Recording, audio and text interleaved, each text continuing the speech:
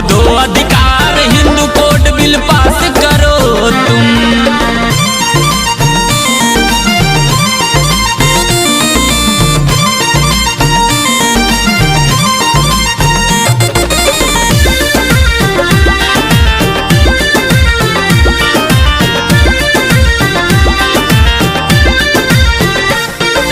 Hindu code bill pass करो तुम,